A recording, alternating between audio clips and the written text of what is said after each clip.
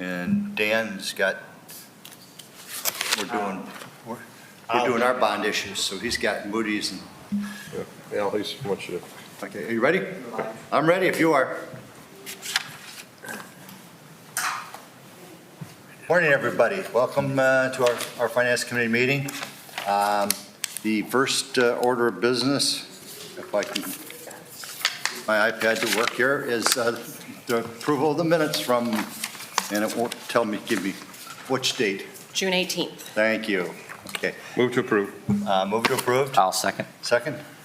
Discussion. All in favor? Aye. Okay. Okay, Michelle, we're going to let you roll. Perfect, I appreciate it. Thank you, Chair. We do have the August financials. So, If Stu was going to put them on the screen too, so you guys can see the August financials. But where we're at the end of August is our general fund cash balance was $6,487,158. Historically, that is higher than we've been at the end of August. We've really done well this year. Our revenue for the month of August, we received the second half of our property tax, which was just over $700,000. have we gotten our admission tax for August yet in September? Or So I don't know when it comes. what we received in August was nearly $1.3 million, and that would have been for the time period in in July. Okay. So by September 20th, which is Monday, we'll receive Okay, the that August was the admissions date I was tax. looking for. Okay. Yep, August 20th is the due date for admissions tax. So between the property tax revenue and the the admissions tax revenue, that was nearly $2 million alone of revenue that we received in August. We have general fund revenue for the year is $14,110,061. We have collected 79% of what we budgeted in our expected revenue this year in the general fund. So we're doing well. The big unknown is the admissions tax and where we're going to end up for the rest of this year with admissions tax. Well, Mr. Tomasulo is over there smiling. So Yeah. I'm going to take that just as a hint. We're grateful for anything that we have in admissions tax. We were conservative when we budgeted this year. We were unsure. As everyone knows, we still are kind of unsure of Right. what the rest of this year will bring. We only budgeted $1.7 million in admissions tax. Year to date, right now, at the end of August, we've collected just over $2 million. So we've hit that mark for the year already. Anything else will be above and beyond what we were expecting for the year. So very grateful for that. The expenditures in the general fund, we were at just over $12 million at the end of August. So again, our revenue was just over $14 million. Our expenditures were just over $12 million. So far this year, we've had a $2 million gain to the general fund. The expenses year to date, we're at 60% of where we budgeted for the year, which is a good mark, considering that we're 8 months through the 12 months in the year. So that would put us, 2/3 of the way through the year, and we've expended 60% of what we budgeted. We do have 225 full-time employees at the end of August. Just like everyone else, we're actively recruiting good candidates. It's been hard, but we're still recruiting. Our website, if anybody has folks that are looking for a job, check out our website. We've got a lot of great jobs that are being offered. Payroll Stabilization Fund. That's my favorite topic. So, Obviously, Mr. Stahl, we all understood we didn't have it in time before, but this time we had it, and it saved us with that 27th payroll and everything else. Now, in my conversations with Michelle, we have about $300,000 or $400,000 in there now, but we have a $200,000 we've got to take out of it for expenditures. correct. So Which is going to take us down to 100 and some thousand? Correct. The cash balance right now is just over $367,000.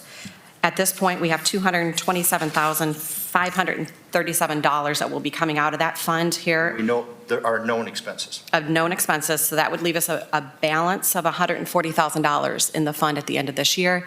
We do have one known retirement coming up in October. There could be possible other retirements or resignations that we're unaware of. So we've talked about that cash balance at last meeting. I know you guys, we have a target fund 400,000 balance. seems to be a number that we could get comfortable with at this stage. Okay, that'd be great. So we'll target a $400,000 cash balance at the end of the year in the payroll stabilization fund. Again, knowing this year we're already at $227,000 we've expended. That will help us get through next year, and if there's any surplus, that will go to the next 27th pay period that we'll have in the I'd like to future. make a recommendation for the city commission, at least to come through this committee, that I think you have a meeting on Monday. Week from Following Monday. Week from Monday. Well, okay, you have one coming up. Okay, how's that? That the commission approves bringing the fund up to the $400,000 out of the general fund.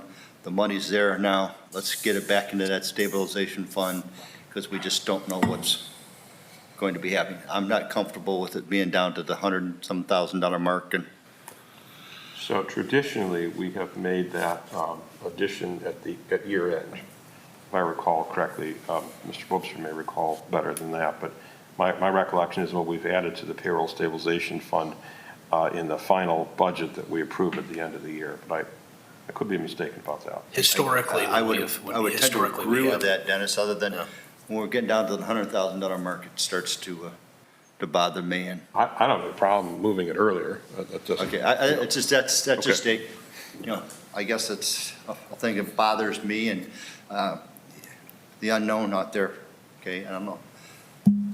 Anybody else got feelings about? Got us through a difficult time. It was very helpful last year that we had it. And we accrued that money over a long period of time, and it's served every purpose, starting back to 2009 when we had an unexpected 27th payroll, and it's just an absolute disaster. Oh, I'm in entire agreement. I want to be respectful of what Michelle has to do to put together an extra budget or a piece of legislation for us to approve. I don't know what's involved in that. It's like I said, we have traditionally done it at year end when we're making a lot of other finalization kind of accountings. And usually I would agree with that. It's gone down so low at this stage. I just, first of all, I had asked Michelle if the money was in the general fund to do it. Okay, that's the first question, okay, obviously. Clearly there, And yeah. it is, and I just think it would be a prudent recommendation to the commission at this stage to bring that up to the $400,000 mark. Absolutely, through the chair, it's not a problem. I can get that legislation together for the next meeting. Okay, all right, thank you. So I would entertain a motion that we recommend to the commission to Also move. bring it up to the $400,000 mark. And I don't know whether, when I say $400,000 mark, it's 400,000 Total. and whatever. I'll second the motion. Second. All in favor, say aye. Aye. Opposed? Okay. Again, it's my pet peeve, if nothing other than that, because it really did get us through. Eric, you were saying something, and I cut you off, and I No, apologize. I did not appropriately go through the chair. I was just going to agree with Dennis that historically it's always been a reconciliation or but I agree with the timing. If I think that was always because we were waiting to see with the end of the year, but obviously we're in a strong position now and want to make sure that we take care of that into the future if And I'm possible. not saying that we don't want to take a look at it towards the end of the year, depending upon where the budget goes. And look at what expenses we possibly could have next year. We'll also know more about retirements. We know we got one officer, and then we'll know by the end of the year whether or not we're going to have any more retirements and how much further it's going to get depleted. Then I would leave it to Mr. Webster and Michelle to figure out where we need to bring it up to at the end of the year in the budget process. Mr. Chairman, another consideration that we had involved in that all along was that we all of a sudden started getting a deluge of retirements, and we didn't have the money available. That's my whole point. And maybe, Michelle, what we should be doing at the end of the year when we review it further is have, do an Excel spreadsheet on who we think could be eligible for retirement and what the financial implications would be. And I think what you might find at that time is that $400,000 may be inadequate to have tucked away in it. But I would agree with Mr. Murray, is that we take a look at that as a year-end budgeting item. Mr. Whoops, are you okay with that? So let me, Mr. Chairman, if it would be appropriate, I want to make a comment about the budget where we are right now. Oh, absolutely. I mean, I want to point out that we are by no means out of the woods. Oh, no way. You can see that this budget is only where it is because we've held down expenditures. And our income is still the lowest on these sheets. It has not yet returned to even 2017 levels. And so, there's still a lot of caution that I think is appropriate. It looks as though the economy is going to remain strong, and goodness, I hope it does. But it's hard to know, how people are going to behave and act and spend and everything else. So it's, I think, hats off to management for being careful on expenditures over this last year. We found ourselves last year where we desperately needed the money that was in reserve, the cash reserve, and it's built back to where it was. And if we fall off the cliff again or have a natural disaster of the type that we've seen so many communities in the country experience, then we've got something to fall back on. So Yes. That is incredibly important, but we have a long ways to go yet.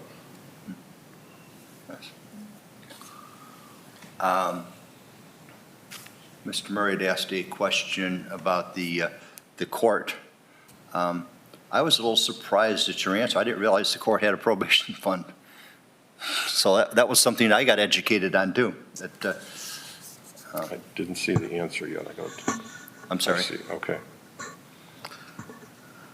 I mean, and can we require him to take, he's got this thing called a gavel. These judges, get all. You've got one too right now, I think, if you look to your Pardon? right. I said, I think you have a gavel too, if you look to your right. Mr. Chairman, do you remember all the issues we had with getting it to balance? Yeah. Do you remember that? Well, That's a whole that's a other whole subject. different But I story. also, when I got Mr. Murray's email 25 yesterday, years it didn't balance, and finally it did. and finally it did. And I also remember when Mr. Murray and I first became involved in this organization in 2006, we brought the judge in and we questioned him at a night meeting. Do you remember that, Mr. Murray? Mm-hmm.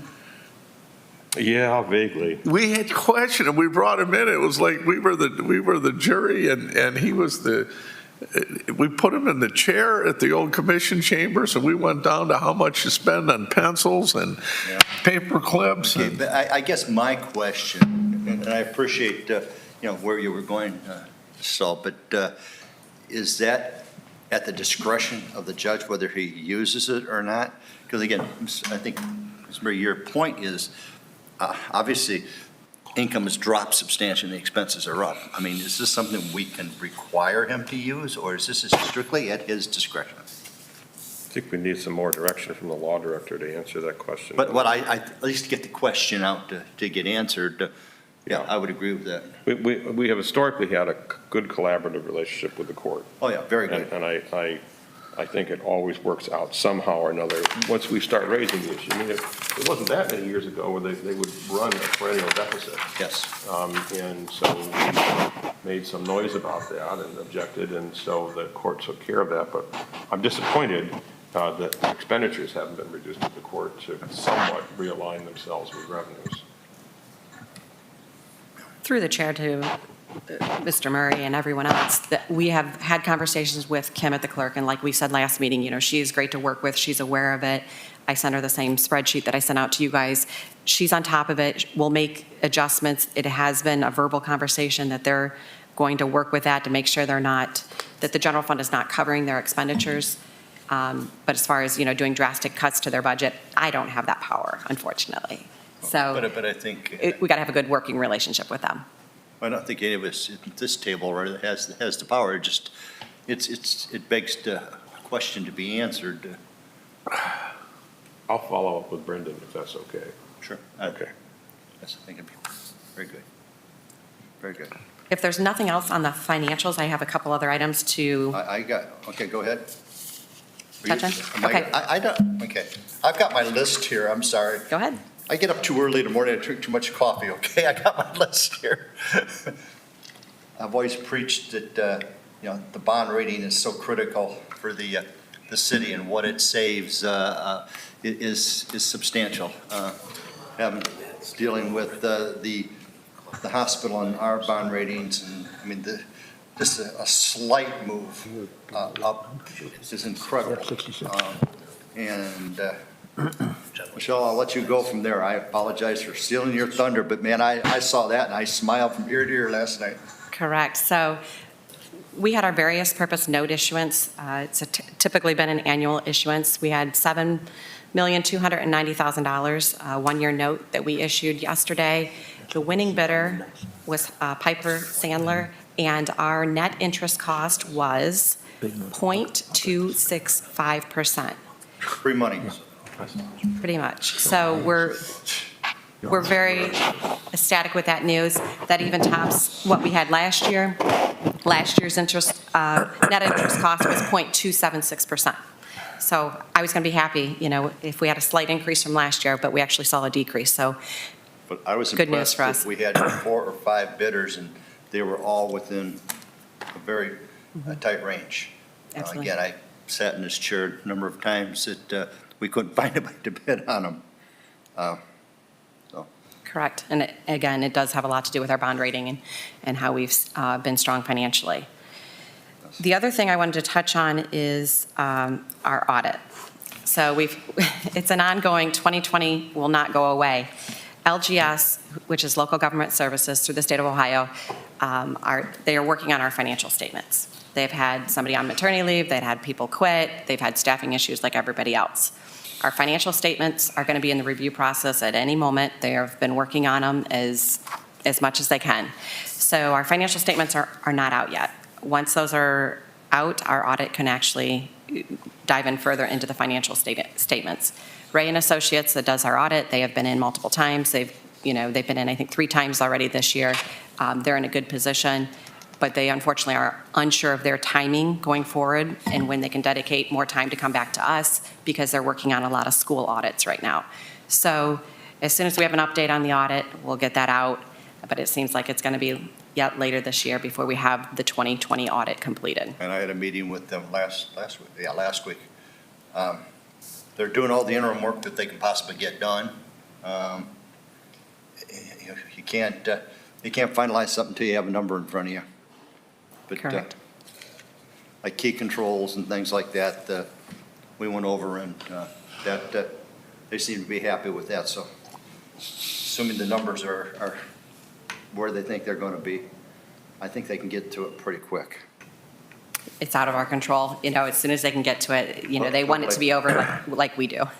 I know, it's not something we can control, it's just, yeah. Now, is the state going to be generous with us? I mean, obviously, the June timeframe that you staffed out your CAFR, obviously, long gone and missed. Mm-hmm. Are they going to let us submit it at a later date and still, put us under consideration for our certificates and everything? Initially, when we asked that question, it was no. But we've been pushing back, and also Ray and Associates have been pushing back on that answer, trying to get them to say, hey, this has been out of our control. We've done everything that we could to get this done timely. Year of 2020 and COVID pandemic, hoping that they will loosen their restrictions and look at it possibly still. Because it's, again, no fault of ours. Correct. Okay. Correct.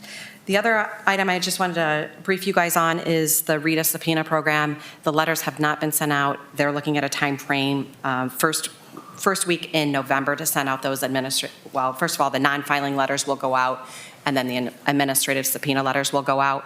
But I'll keep everybody apprised of that, because if you guys get question on that and what's going on with it from someone in the community that gets a letter, I want you guys to be aware of that. So before those letters go out, I'll make sure that everyone's aware and have a copy of the letter that will be going out. With that, that's the last thing I had as far as our financials and things to touch base on. The next item we wanted to cover was stimulus funding. So we have a short presentation on stimulus funding, just to kind of get everybody up to speed on where we're at and give some background information on how this whole process has played out so far. Thanks. So the American Rescue Plan provides $350 billion through the coronavirus state and local fiscal recovery funds for eligible state, local, territorial, and tribal governments to respond to the COVID-19 emergency and bring back jobs. Sandusky, as you guys are well aware, was awarded just over $18 million, and we've received half of that already in 2021. The second half will come next year. There are funding requirements. We can't just have no restrictions on what we can use. 22, when it's coming? Projecting May of 2022, we should have the second half of those funds. So the funding is subject to the requirements specified in what we have right now from the U.S. Treasury is our interim final ruling. So the interim final ruling came out May 17th, and they gave a period of public comments until July 16th, 2021, because it was their interim final rule. They're taking feedback, questions, different scenarios. The last I saw, they had over 1,000 unique comments and questions on that interim final rule. It's going to take them some time. They're saying later this fall, they should have something closer to the final ruling out, but we're unsure. So while they're reviewing everything, the interim final rule is actually what is effective at the moment. So anything that we do, anything that we have passed, according to the interim final rule, if we passed it during this period, we're bound by the rules that are in the interim final ruling. So if anything changes in the future, there may be more flexibility, less flexibility, we'll have to adjust. But right now, the interim final rule is what's governing any decisions that are made. The interim final rule permits funds to be used to cover costs incurred beginning March 3rd, 2021.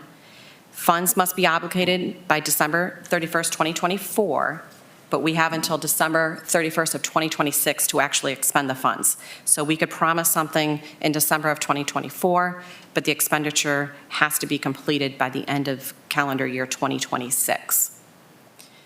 The recipients may use the coronavirus and local fiscal recovery funds to provide assistance to households, businesses, and individuals within the eligible use categories described in the interim final rule. Here are the 4 categories that are eligible for the use of the stimulus funds. The first one is responding to the public health emergency or its negative impacts due to COVID. Second one is to provide premium pay to essential workers. They describe what essential workers are. Most of the essential workers right now are healthcare, frontline workers, safety forces. The third eligible use is providing government services affected by a revenue reduction. This is a category that we'll go into a little bit more on the next slide. The fourth eligible category is making necessary investments in water, sewer, or broadband infrastructure. The revenue reduction category, which was that third eligible use, the interim final rule gives recipients broad latitude to use funds for the provision of government services to the extent of reduction in revenue. The calculation of lost revenue begins with the recipient's revenue in the last full fiscal year prior to the COVID-19 public health emergency, which for us is calendar year ending December 31st, 2019. The use of these funds must be forward-looking, so cost incurred for the recipient after that March 3rd, 2021 date. So we cannot try to take the stimulus dollars and use it for something that happened last year, whether for government services, whether it was our streets last year, we cannot take the money that we received this year and apply it backwards to an expenditure we had last year. So the city, we had a calculated revenue reduction for 2020. Comparing to 2019, our revenue reduction was $8,987,063 in 1 year.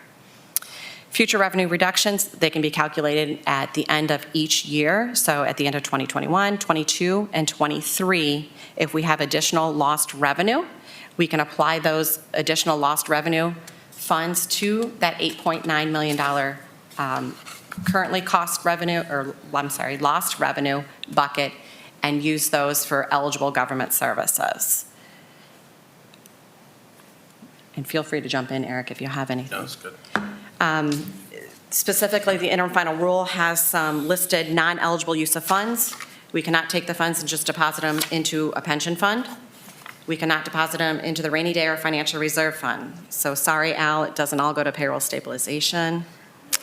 I knew that one was coming way before us, but We can not use it, we cannot use it for an offset reduction in net tax revenue. So we cannot lower our income tax rate from the current 1.25%. We can't lower that and say, hey, we're going to use our stimulus funds to make up that gap. That's not an option. The last item they noted, you cannot use it for funding debt services or any kind of legal settlements.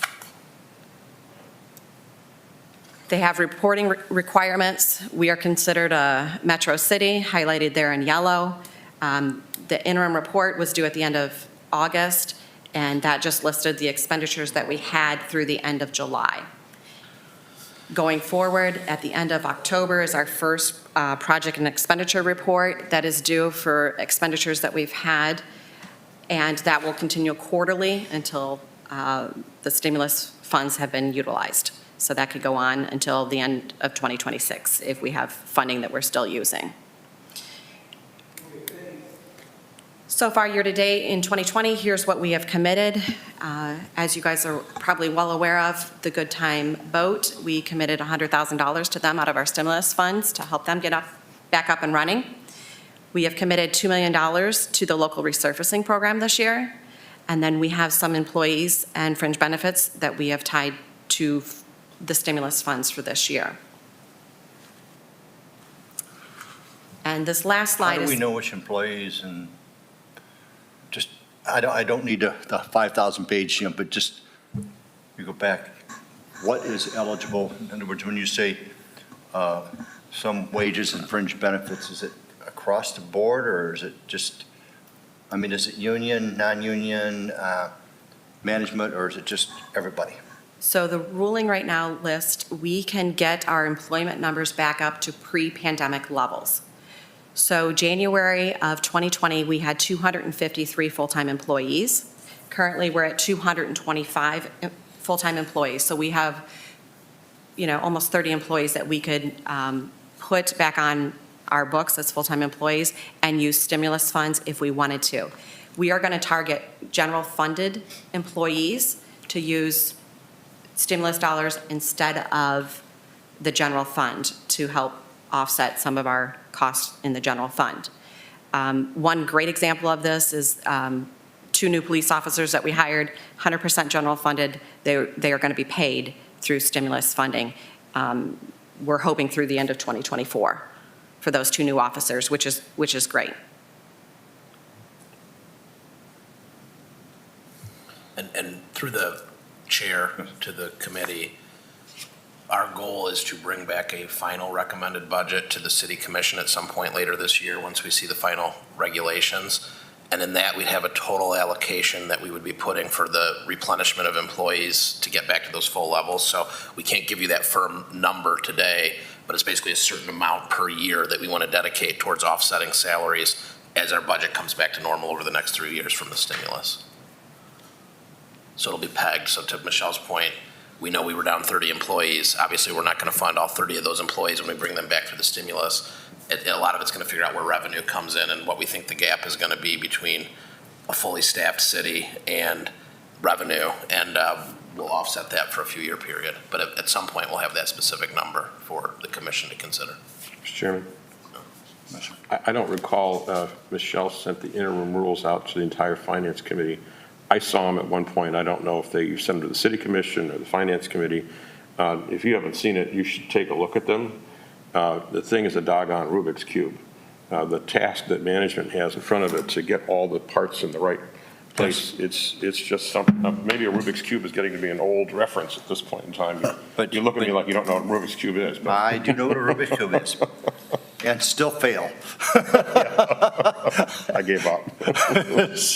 I have enough frustrations in my life. I don't need some little block. Well, Michelle has this frustration to deal with, and Eric and But again, others. I've made the comment that more times there's been a great working relationship between Eric and Michelle, and between the two of them, they've figured out which side maybe they need to move to make things work a little better. And at least in my opinion, to this stage, it seems to be working. And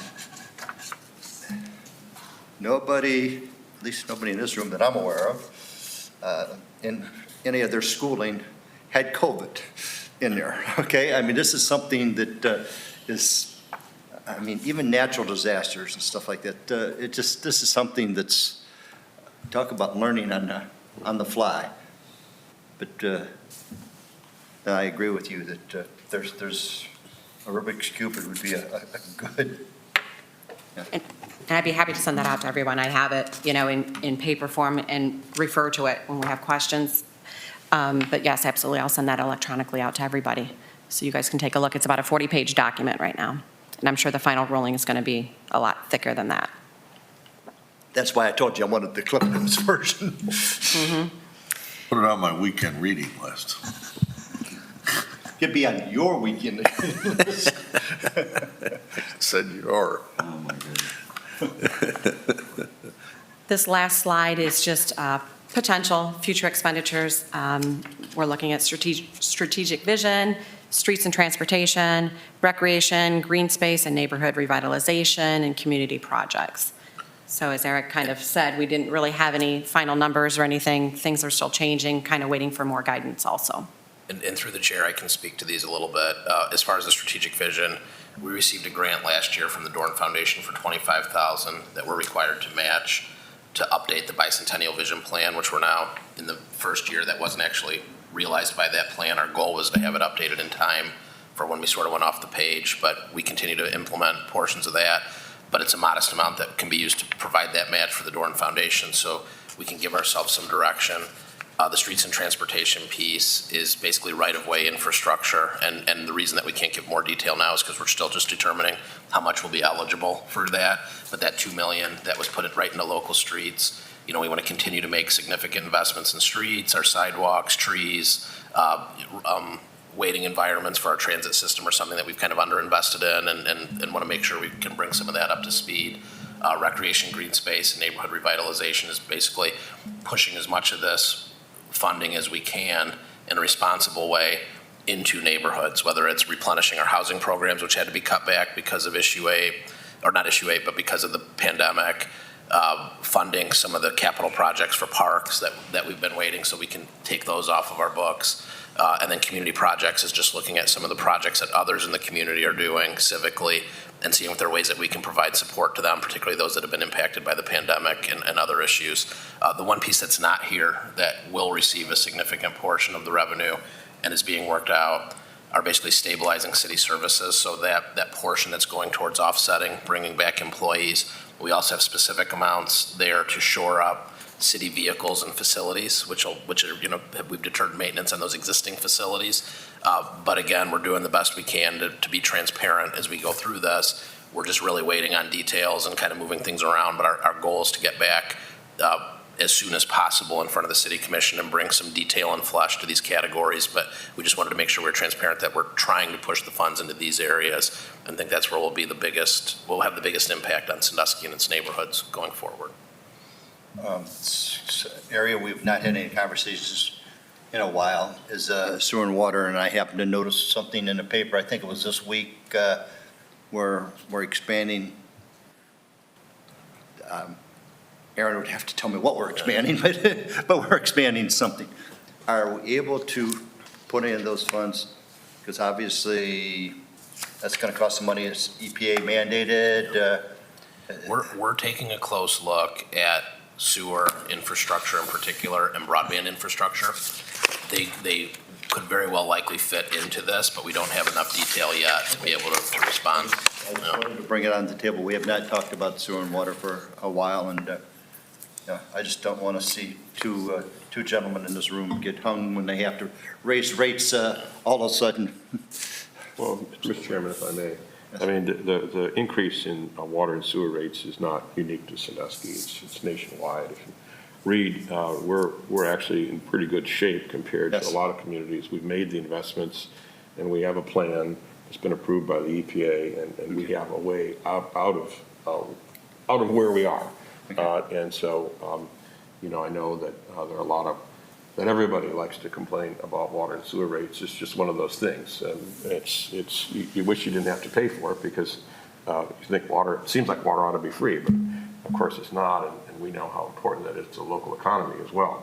But we feel like we're in a good place for the foreseeable future, so I don't see that being an issue. I just, again, we have not had a conversation about sewer and water for a while. I just wanted to bring it out on the table. Mr. Chairman, Glad to hear that. our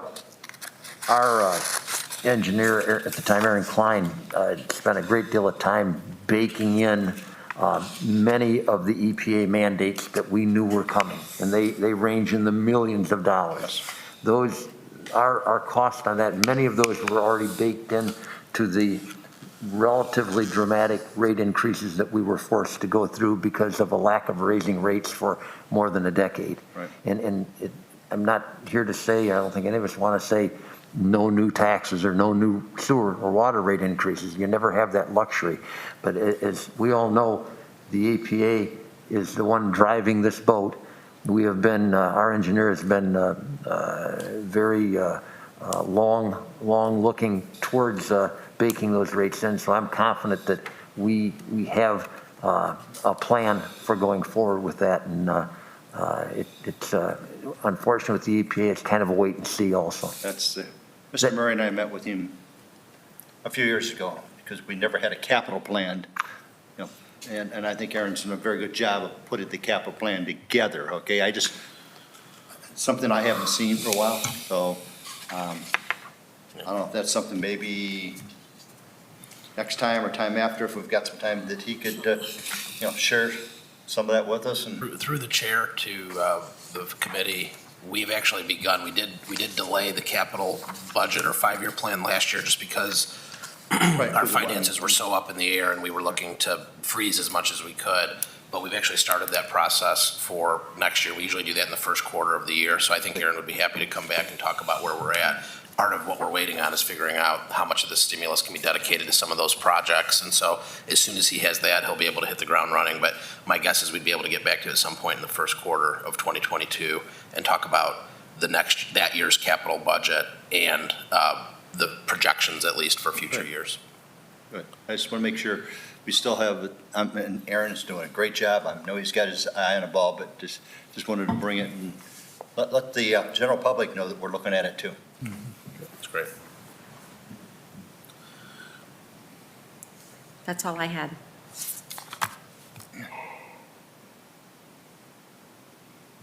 Okay, we can adjourn. Craig's done with his donut. No.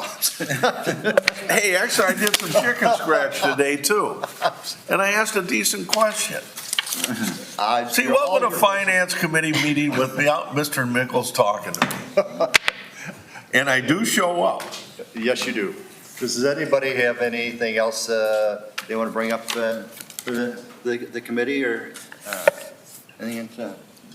If not, that was a whole lot that we went through very quickly. And Michelle, appreciate you putting everything together, and Eric, this is the same. It makes it simpler when management has everything put together for us, and it's, we can add 2 and 2 and still get 4 without my calculator. So if not,